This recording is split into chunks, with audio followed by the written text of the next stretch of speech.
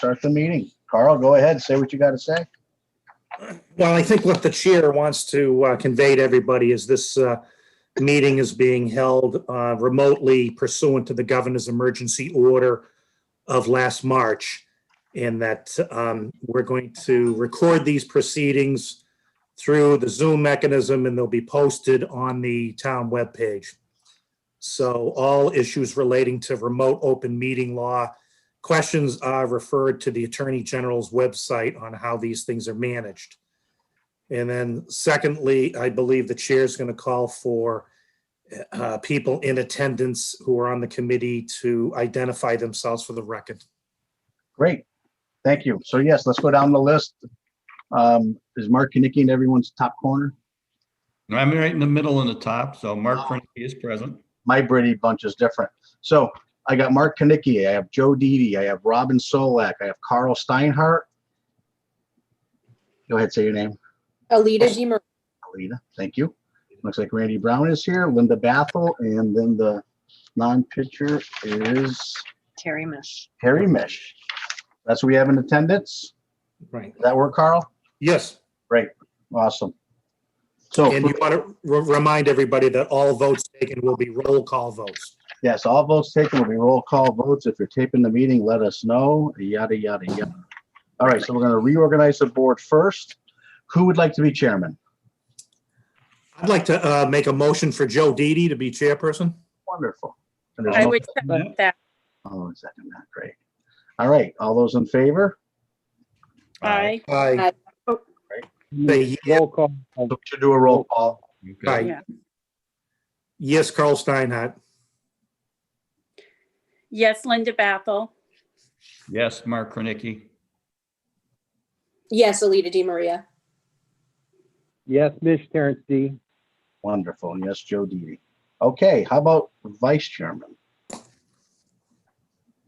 I think the new lady should be vice. I make a motion for the new one. That's We why we already a leader. Nah, let's not do that to her. Oh. It's too soon. Give her 1 year at least. fine. Kinnicky. I would make I know Linda's the chairman of the FinCom, so let's give her a break on this one. Okay. I would make a motion for Terry Mish. There. For Christ's sake. Joe Didi will second that motion. All those in favor, roll call vote. Carl Linda Steinhardt, Bathel, yes. Mark Kinnicky, yes. Alita DiMaria, yes. Joe Didi, yes. Terry Mish. Mish, no, yes. Yeah, thank you, Terry. Okay, and that's all we need, right? Vice Chairman? Great. All right, like to accept the minutes of March 5th, 2020. Need a motion? I'll make that motion. I'll Okay. second. Just as a matter of rule, matter of procedure, Mr. Chairman, a person had to have been at the meeting in attendance. Absolutely.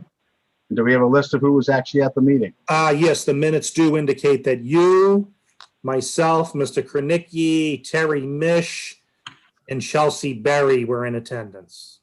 All right, so you made the motion for the minutes? Yes, I did. Joe Didi will second. All those in favor? Aye. Carl Stein, aye. Joe Didi, aye. Mark Kinnicky, aye. Terry Mish, aye. Wonderful. Okay. All right, look at that. Should we wait till 5:40 or can we continue? I don't think there's any reason why the chair couldn't move the meeting along. He does have the DPW director in attendance, and we have packages from the DPW director that have quite a bit of detail in them. So we All right. certainly should let Randy commence his thing, unless Randy is waiting for somebody. No, I'm good. I'm ready when you are. Randy, you have the floor. Well, thank you once again. So we're here to talk about budget requests for the Public Works Department for FY22.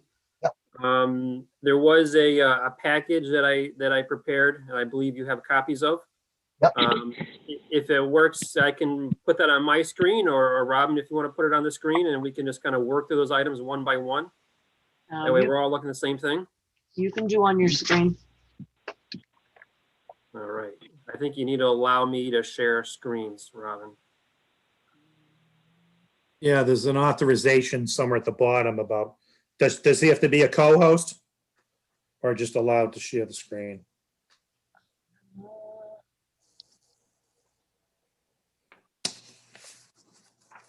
Not sure how to do that.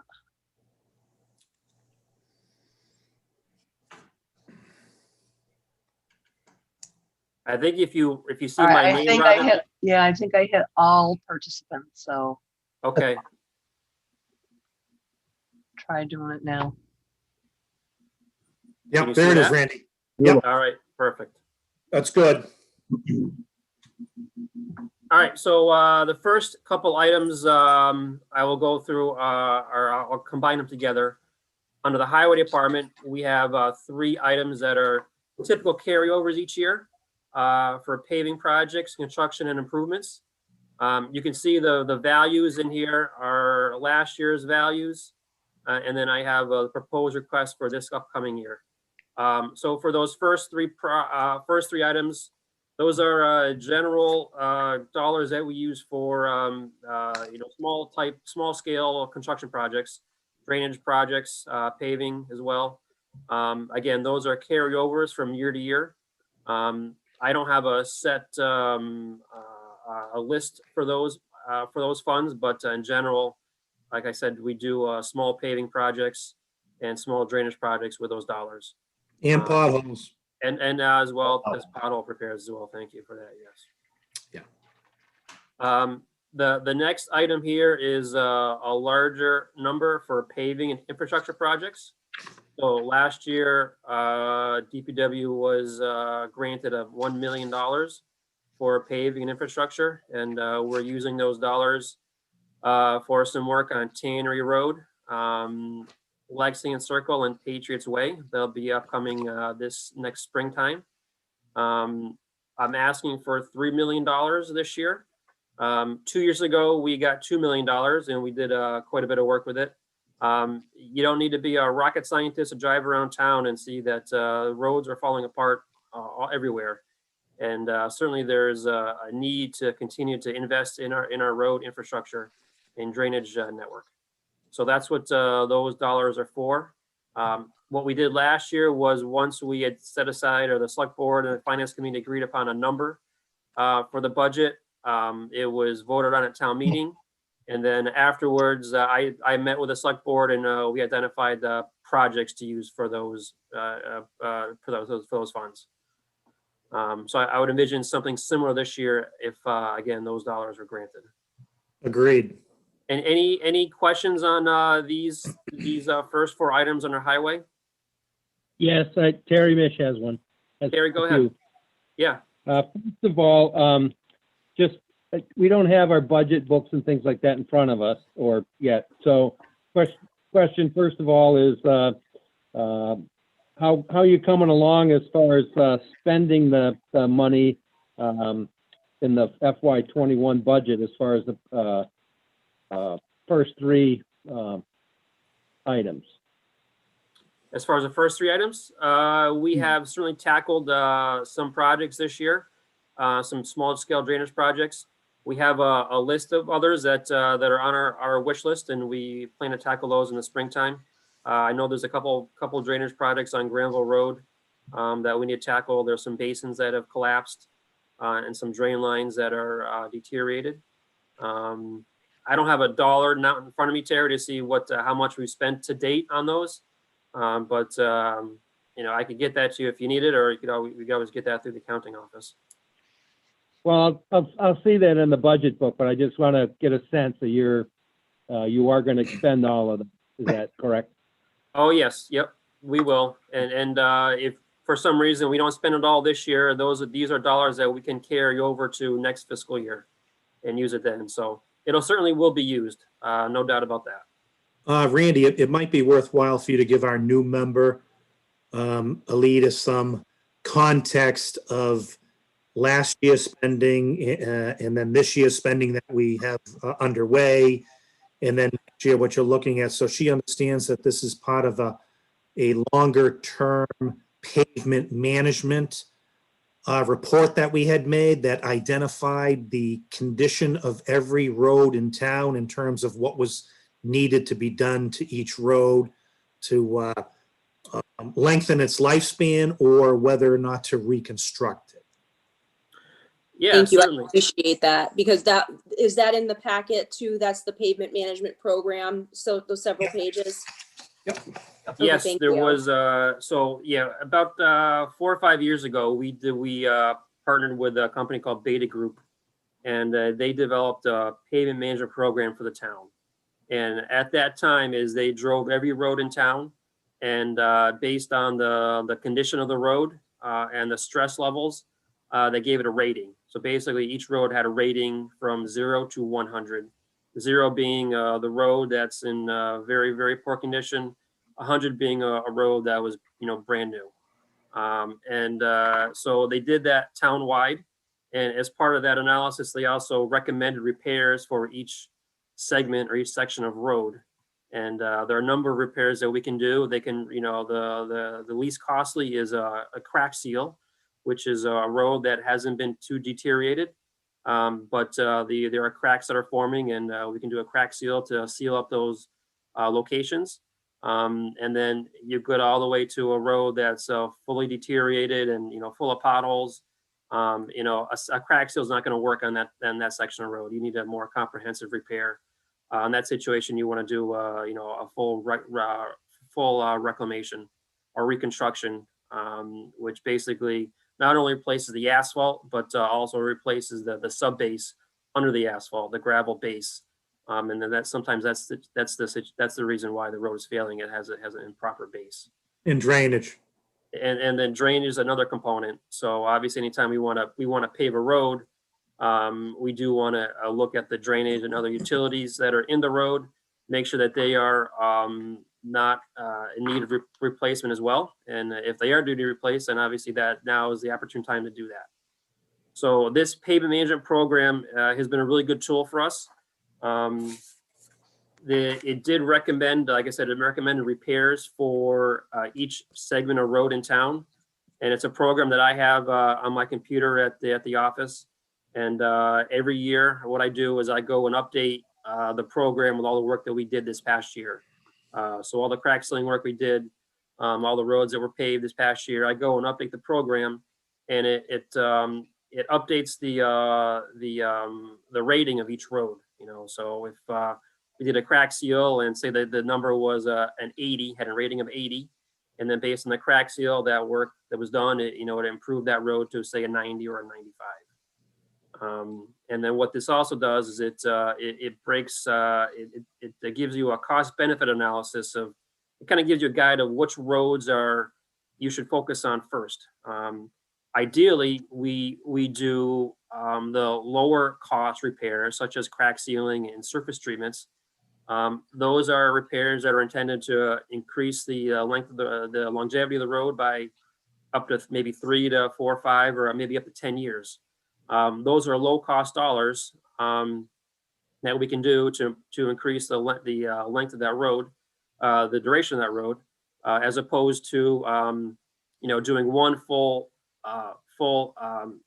road reconstruction, which costs probably 10 times the amount of a crack seal project. So what it does is it prioritizes which road should be done in the most cost-effective manner for the town.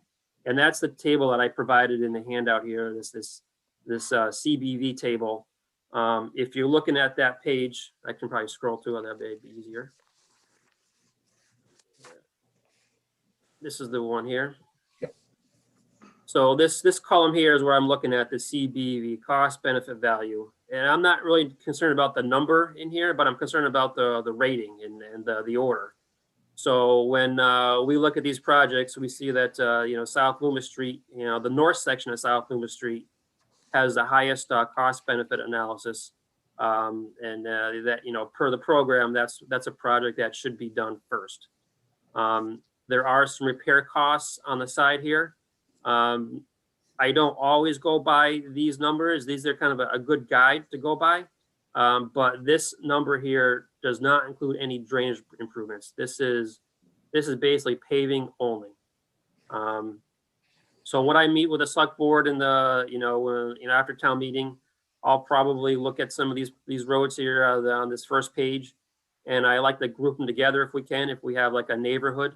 For example, Pineywood Road, Fernwood Road, they're in the same neighborhood across from the schools. So those are projects, even though, Fernwood Road is, further down the list, it would make sense to group those projects into one. Yeah, the other thing to recognize too is in addition to the monies you see here before you in terms of either a bond request or funds that are appropriated in cash that Randy looked at those earlier recurring votes, the town also receives separate funds from the Commonwealth of Massachusetts called Chapter 90 funds. And those are funds that the state bonds for that they distribute to cities and towns in a formula based upon our population and our number of miles of road and things like that. So those funds have always been around the 200 to 300,000, well, 200 to 300 million by the state, which equates to us about 380,000. And there's been a lot of public officials throughout all the cities and towns trying to get the state to increase that total dollar amount authorization each year. And then corresponding to that, we would get a better improved distribution. So that is a major ongoing issue where the legislature and the governor try to work that out each year and get consensus. But so those dollars should be coming in and they should be higher. And the municipal league that we are part of, the Mass Municipal Association, has been trying to lobby for $400 million a year instead of $200 million by the state.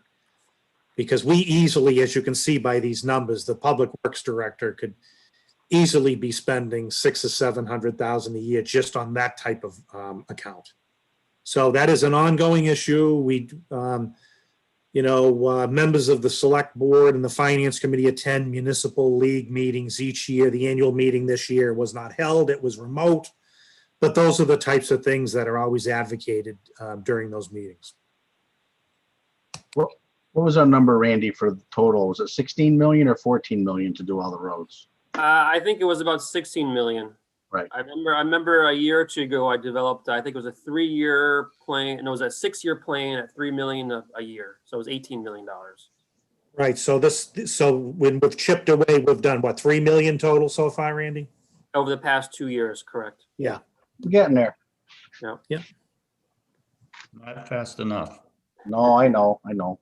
Alita, did that answer your question? Be like Westfield. Excellent job. Thank you. Okay. Definitely. Yes. Absolutely. Any more questions on these highway items? Well,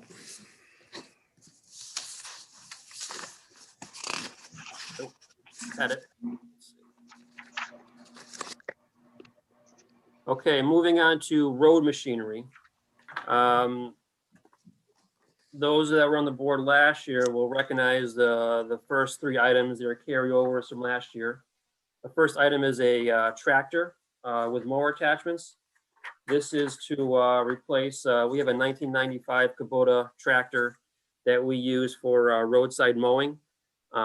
We have another tractor that we also use when this machine is not this machine has not been used all that much in the past couple of years. It is certainly deteriorated condition. The guys only use it when they need to, when the other machine is out of service.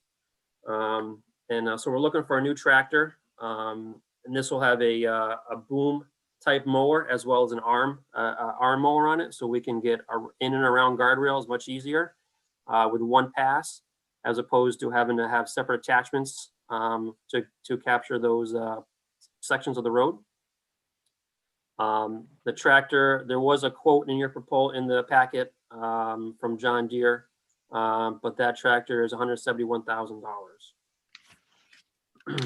And that'll Yeah, get rid of both, right? You'll get rid of both those other 2 and just have one with both attachments. We'll use just the one primarily. Yeah, exactly. This new one, exactly. Yeah.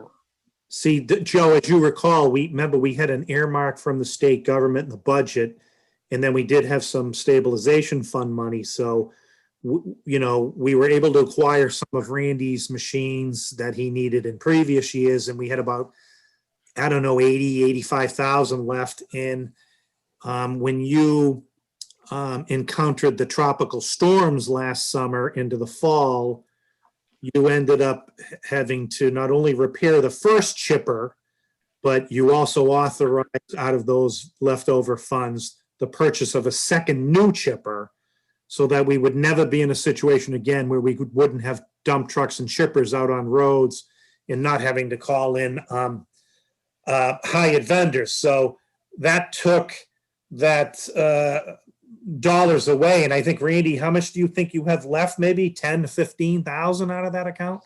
I thought there was a little less than 10,000. I thought it was somewhere around $9,000 left in that account.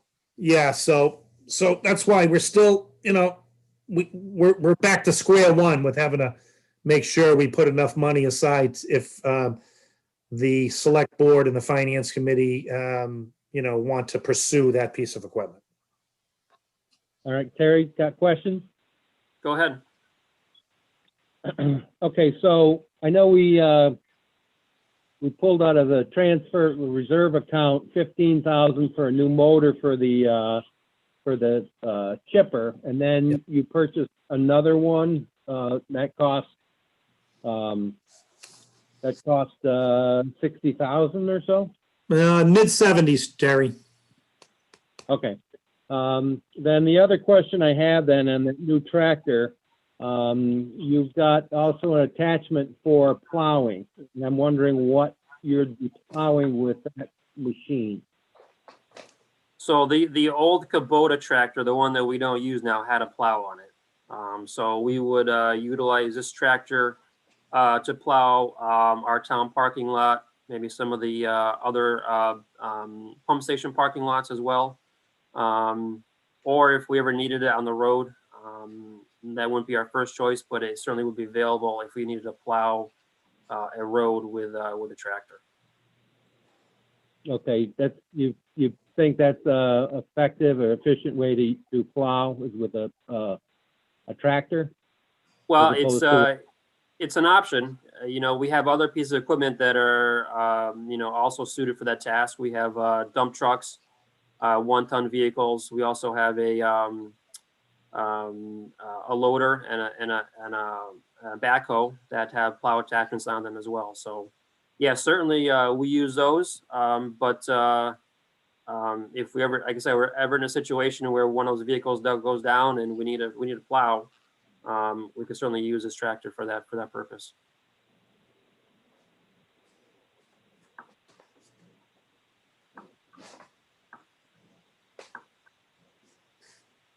Anyone else?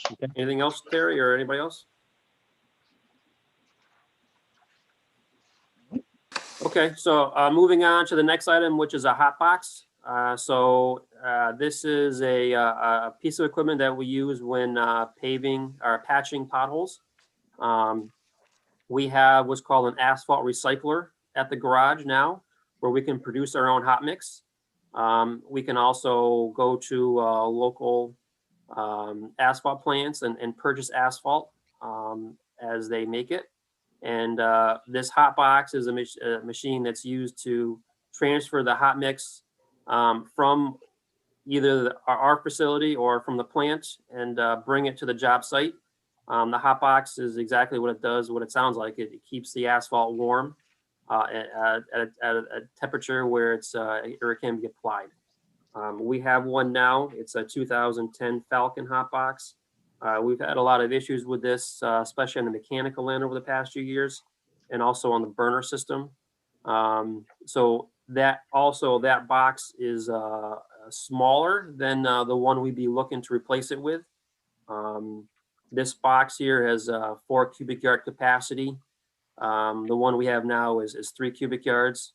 So if we can put more mix in the hot box, we can be more efficient as we are placing it in around town roads. Any questions on this item? No, I just have a comment, Randy. I know we discussed that last year and it came across to the capital expenditure as a very good purchase. Did the finance committee cut that out last year? Or was it because you spent the money on the chipper? No, Yeah, the chipper- maybe that was cut by either the finance committee or the select board during the budget process. Okay, thank you. Usually the select board, we're the Um, hatchet, realistically. It's never the finance committee. It's always us. Yeah, I'll take the blame. That's fine. I But we think tried. COVID. I told- Yeah. Go ahead. These, first, the tractor, the hot box, and the dump truck, they were all on last year's budget request. And they all got cut. Yeah, and I believe last year we got 3 or 4 pieces of equipment, just not those. And realistically, the dump box, the paving box kind of packages up with, not so much a dump truck, the paving box and the hot box packages up with the stuff you got last year to kind of finish that product so you can actually fix potholes, do a little bit of paving, and be more involved in the pavement work other than just potholes. Yep, Correct. absolutely. Yeah, Yeah. yeah. Yeah, we'll get to that. We'll get to the paving box in a minute. Yep. Any more questions on the hot box before I move on to the dump truck? Nope. All right, so the next request here is for a dump truck, $260,000. So this would be in our highway department. We have 5 dump trucks in our fleet. We are looking to take one of our vehicles, which is a 2005 International truck. We've had a lot of issues with that truck over the past few years. It seems like every time it goes out on the road, especially this time of year with snow events, it comes back with some mechanical issues. So I think it's time where we replace this vehicle. I do want to note that we have another dump truck, which is a little older than that 2005 machine. It's a 2000 dump truck that we are also looking to replace probably next year or next 2 years at the most. I know these are high dollar numbers, but these are pieces of equipment that are vital for us, especially this time of year when they're out on the roads during and cleaning up all these storm events. Certainly, I think we do a good job at cleaning up snow around town and want to continue to do that. Certainly, we need the right equipment in order to do that. Any questions on the dump truck? How many do we have left, Randy, these are the big ones, right? Yeah. We've done what, 2 or 3 of them, and we got 2 left? We have one from 2014, one from 2016, and then one from 2018, I believe. So the 2 oldest ones are this 2005 machine and the 2000 machine. So these are the last 2 big ones Yeah. for a while. Yep. Okay, thank you.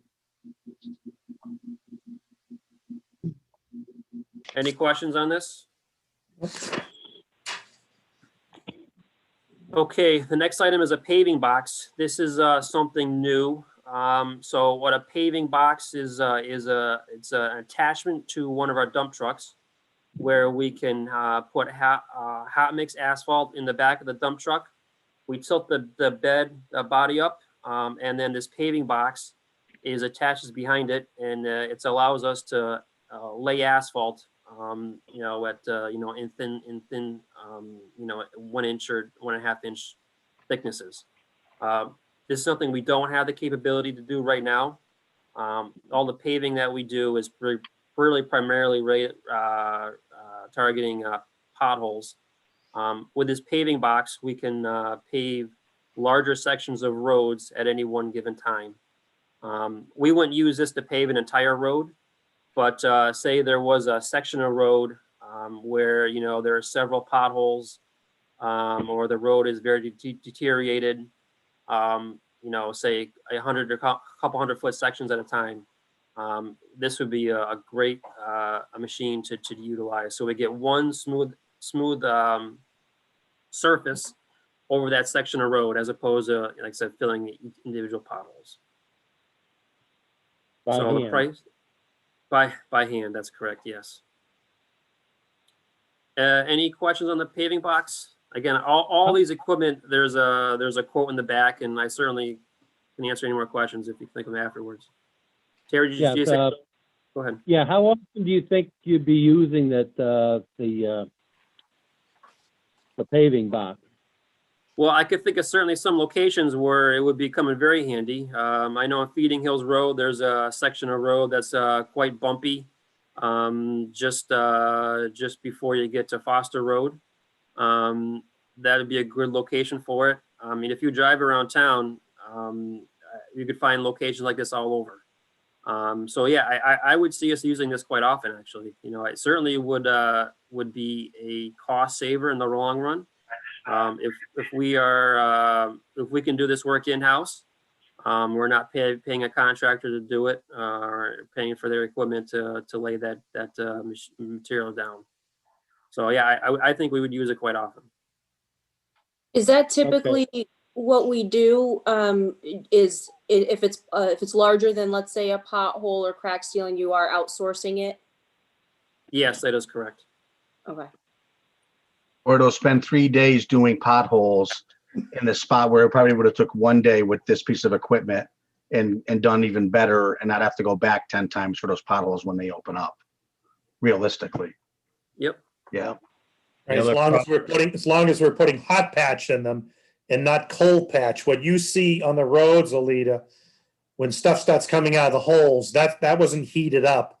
That's cold patch. Yeah, we've gotten away from cold patch over the past couple of years, especially with the new asphalt recycler. We can make our own hot mix, you know, on demand, 24/7, 365. So there's no need for us to be using cold patch anymore. God. Unless if it's like, yeah. Go ahead, Terry. Another quick question on, I think it was actually on the hot box, and I'm trying to, oh, yeah, here it is. What machinery is it? Well, it doesn't really matter, I guess, the machine, whatever this machine is, hot box for Southwick.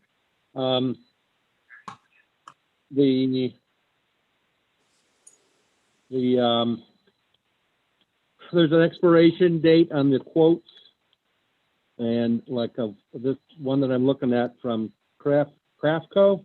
Yep. And again, it has expiration date 1/31/21.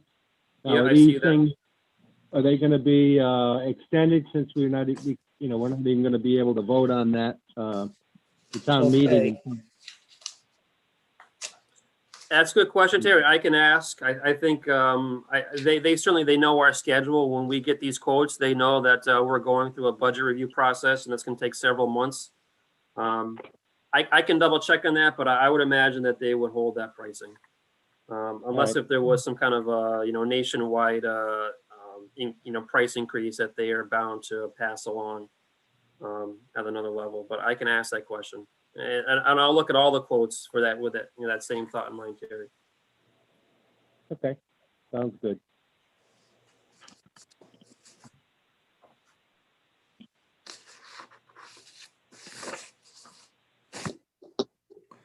Any more questions? Nope. Okay, so the next item is for a wheel loader. We have 2 loaders. One of them is used primarily by the highway department, and it's stored at the DPW garage. That is a 1999 loader. And then we have another loader, an older loader, that's used by the highway, by the transfer station personnel. That's a 1984 John Deere loader. And that loader has a lot of issues with the engine, with the rust issues. The guys only use it when they need to use it. But our thought process here is that our 1999 loader is also kind of getting up there in age. So if we'd like to buy this new loader, this would be used by the highway department. And then the 1999 loader would be transferred over to the transfer station for their use whenever they need it.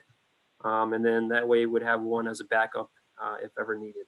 But the 1984 loader, that, like I said, that this machine is again only used when absolutely necessary.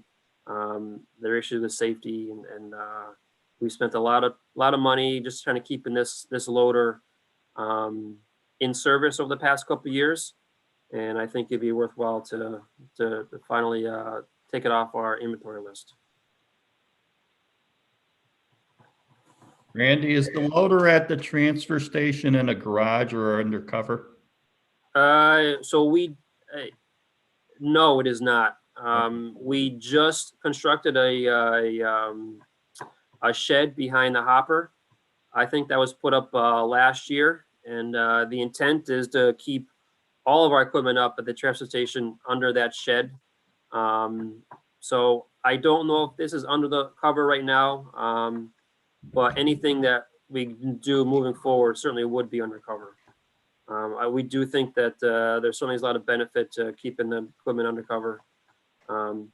Unfortunately, until we got the new garage at 661 College Highway about 7 years ago, we had nothing undercover, any of our pieces of equipment. So we've certainly come a long way in trying to keep this equipment up and running for as long as we can. Randy, would you be able to, I know we're, take a snapshot of the last 2 years on what our outside repair vendor that comes in, how much has been spent on each of these items in the fleet that we want to replace, so that the committee members could just see what the 2-year snapshot of expenses look like? Yep, I can, we have all that information. I'm looking at my my cheat sheet here, and I guess we're on the loader. I did make a comment that we have spent $5,000 in the past 12 months on the loader. Right, so that's good. That's the type of information that would be helpful to the committee, to see a 2-year snapshot on Sure. items that you're looking to replace, and then that might also help us and you prioritize something. Yep, I can definitely pull that together for you. Thank you.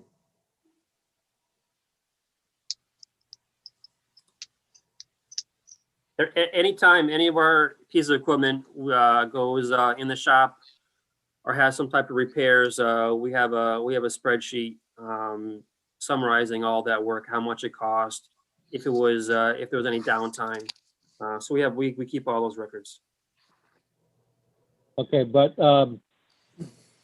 that would just be repairs. I mean, not oil changes or things like that. Regrinding or putting a new blade on the bucket and things like that. No, so it would not include general maintenance. That list I'm referring to doesn't have a maintenance item such as oil repairs, but it does have anything. If we need to buy a new blade for a truck, that would be on that spreadsheet. Okay. Now, Randy, I noticed beyond the number you're looking at here, the other items, that other newer piece of equipment could come with quite a few other options. Were there any of those that you were thinking we needed? Of course, some of those are almost the same price as the unit, or 60% of it. Like, Yeah. So you're looking at the attachments here. well, So yeah, the plow part. I see the plow there, and then of course, and I saw the huge snow blower units, which I don't think we get that kind of snow. If we were in other parts of the country and we got the kind of snow that they do, I think you'd be right on putting one of those on one of these things. Yeah. So I'll pull it up here. Yeah, there it is. We had talked to the vendor about some of these attachments, and they mentioned the snowblower, and we were all excited about that. So like, oh, let's let us know what the quotes are. So in my mind, I'm thinking maybe $10,000 or $20,000 item, and we get the quote here, and basically you buy I'm gonna buy a new truck with it. $135,000 for a snowblower. So we said, thanks, but no thanks on that option. Yeah, well, that was good of you to get that. Nice. That's a good way of at least showing some comparisons, because, we have had winters when we have had these types of pieces of equipment. Every single thing we have with a plow on it out somewhere, plus the hired vendors, plus construction companies in town, not leaving town, but also out there plowing. When we have 110-inch snow winter, it's amazing what we have to do to ramp up to respond to that. Yeah. And of course, this isn't any different. You know, you look at places like New York City where they put the plows on top of they put the plows on their trash trucks. They do Mhm. whatever they got to do to plow their roads. Yeah, I think they haul it to Central Park and let it melt. No. Yeah, okay, that's where it is. Okay. Yep, that's what they do. All right, any more questions on these vehicles? Good. All right, let me get to the top here. Can't grab it. There we go. All right, so the next item is under the water department. This is a transmission main improvement. So there's a pipeline on, it's actually in Westfield. We built a new pump station on Jerry Drive last year. And that pump station draws water from Springfield Water and Sewers transmission main, which is located in Westfield, a little over a mile over the town line. That transmission line from the pump station to Springfield's connection is an older line, and it does need to be upgraded. The pump station cannot draw the amount of water that it needs to, or that's designed to, until this pipeline is improved. We had hoped to do this pipeline along with the pump station project.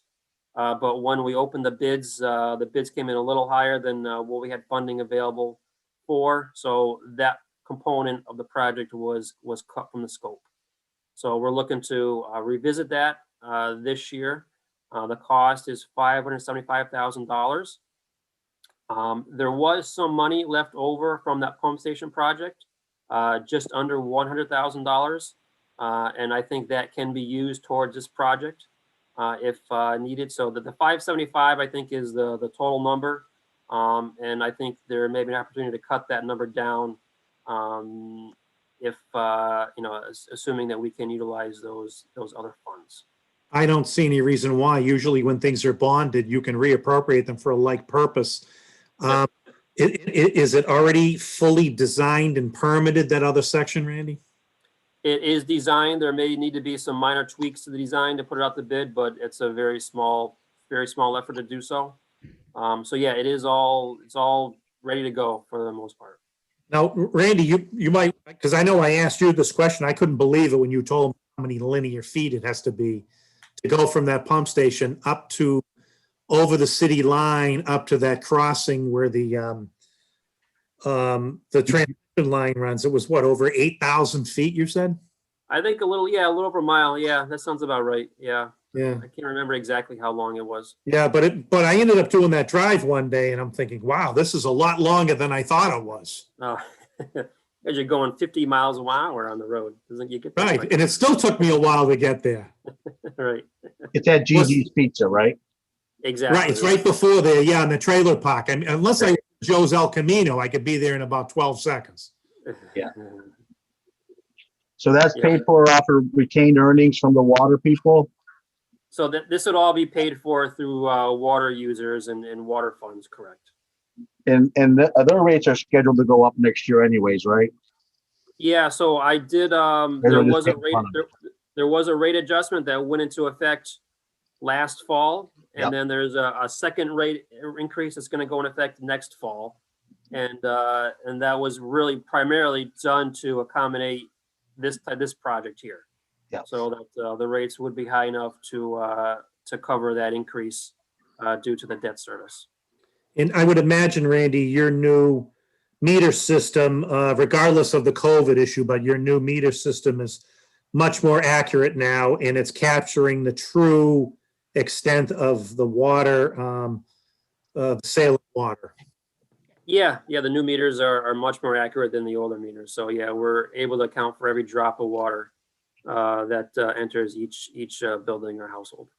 Right, which is required by Mass DEP for a water supply system. Yep. So I'll remind you this summer that we should do a story about the rates going up before they go up, just to limit half those phone calls we're gonna get. Randy? Yeah, we can, what are you thinking? Actually, Mr. Chairman, what he could do, put something in he could do one of those stuffers and put it in the bills that people are going to get in April for the 6-month rate we're under now. Yeah, Okay. we can, I do want to do some outreach regarding water use and water conservation in that bill stuffer. And Right. certainly we can also talk about the rates and that same, on that same piece of paper. Yep, and maybe whatever Mr. Fox and yourself work out in terms of people's use of water for things that relate to items that aren't going to flow down a sewer. Yep, absolutely. Yes, Okay. definitely. So, well, thanks for that explanation on that water project. And that basically represents the last large transmission line segment you need to replace. Yep. We do want to look forward to the, there is some growth happening in town right now, both residential and commercial. So we want to make sure that we can bring enough water in to accommodate those future customers. So beyond this project, I do foresee some other improvements. Not sure exactly what's going to happen yet, but we have some ideas in mind, that some things that we could undertake so we could be able to bring in more water into our system. So Randy, if this thing advances through Linda's committee and our board, then we could look at what the duration of this line could be, because you probably could do like a 30-year note on this then. So that would spread out those costs. Yep. At the same time, within the wording of the article, as we've done in other articles before, we could revote the bond proceeds from the last project with this too. So that would be what the borrowing authorization would be worded like. Okay.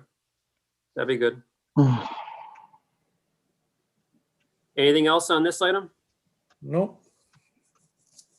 Okay, going to the sewer department.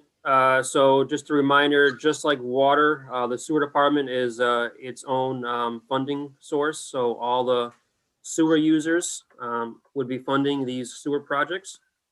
The first item is grinder pump maintenance equipment. This is again a carryover from year to year. Last couple of years, we've been at $30,000 a year. So when the sewers were constructed in the early 2000s, there were about just under 200 customers that have individual grinder pumps in the house. And one of the selling points to that was that the town would own and maintain those grinder pumps. So now that we're 20 years down the road, we see these grinder pumps are failing. So we do have a program in place to replace these pumps as they do fail.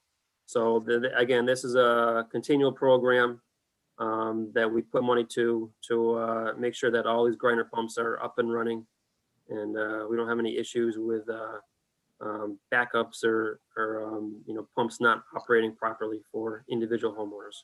And just so people understand what they're for, it's so that we don't need other multiple large pump stations.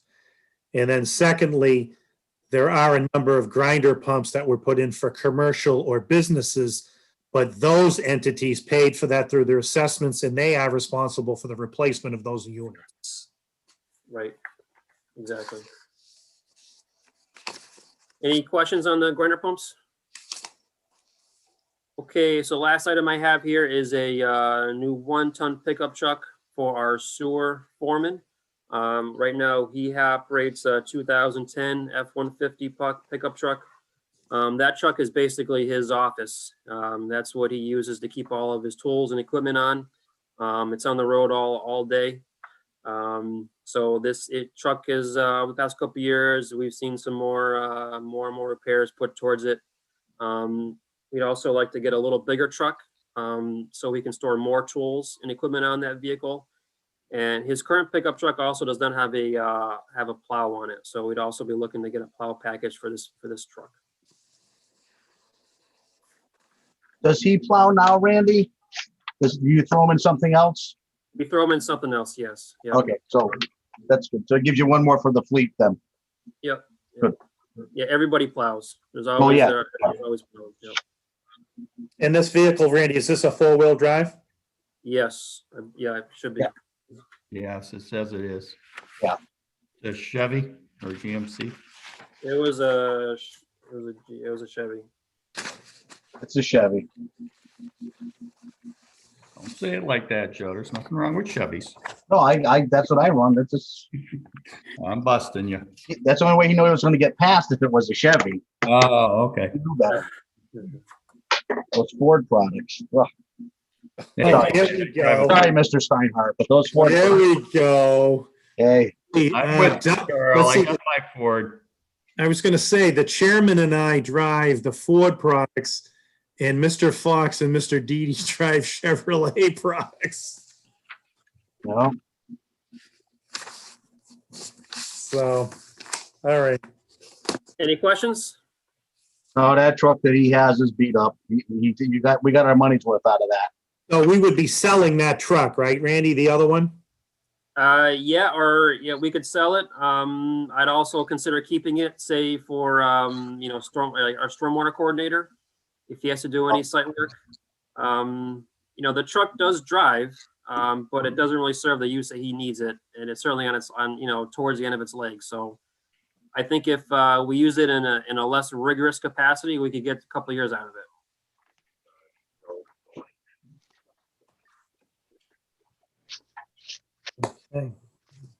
Okay. And if you have any more questions, feel free to reach out to me anytime. I'd be happy to go over any of these items with you. If you want to take a look at any equipment that we have now, certainly be happy to show you, some of the issues that we talked about today.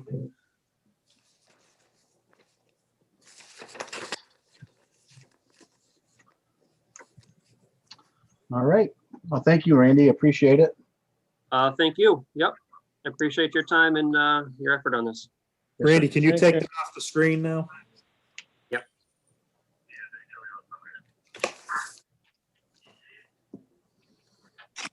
How's that? There you go. Wonderful. Perfect. Thank you. It's good. All right, guys. Thank you. Appreciate it. Thank Thank you. So, Mr. Chairman, there is the Cemetery Commission appointment does not need to be held because I believe they recently had a budget meeting and contemplating, remember last year with an addition to their building and a re-roofing of it? Yeah. They've reconsidered that, so they are not going to be bringing that forward, sir. Okay. And they They got have plenty of other things projects they they're can- working on. So, right, and they're going to have other issues they're going to address within the grounds of the cemetery that are below the $25,000 threshold of our committee. Yeah. And then other things that they're pursuing right now are through the Community Preservation Act, Yeah. which is a different fund source that doesn't fall under the purview of this committee. Correct. So you will not be seeing them this evening. You will be seeing police and fire and some other boards and committees at a future meeting. And I think, Robin, did you notify everybody of the other meetings coming up, right? I met police and fire. I gave them their appointments. I don't know of any others. I don't have any budgets. No, I meant our committee members, just so that we know all our appointments. What's our date for the next Our one? next meeting is the 27th, 27. I 5:30? available 5:30. 27th, so. Yeah, and what's the one after that, Robbie?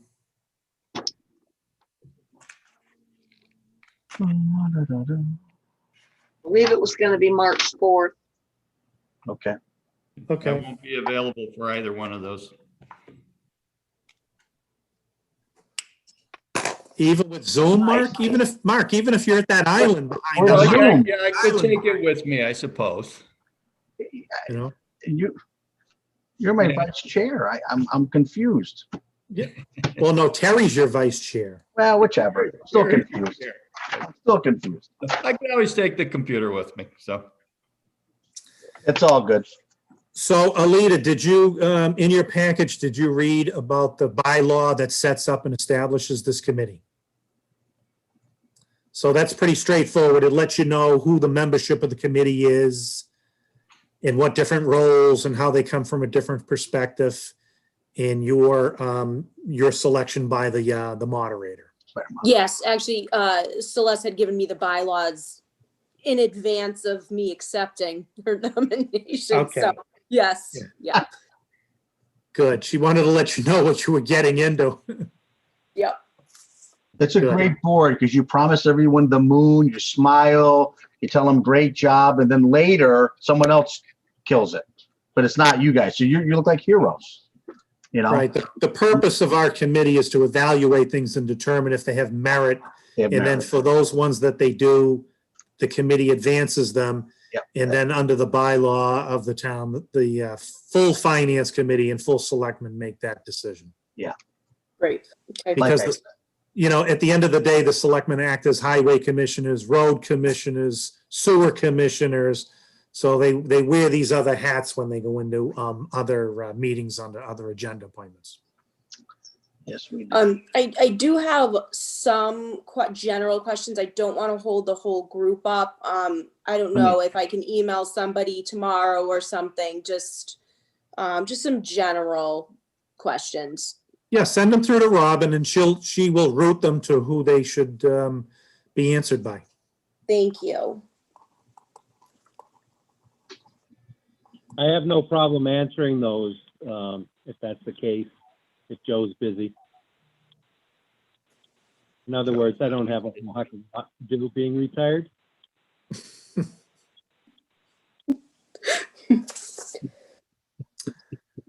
And Okay. just so everyone knows, on that next meeting, I'm buying the pizza. You need everyone's addresses? No, I'm having it here. Yeah, you better be careful when you say that, Terry, because Joe is the kind of person that has things delivered to people.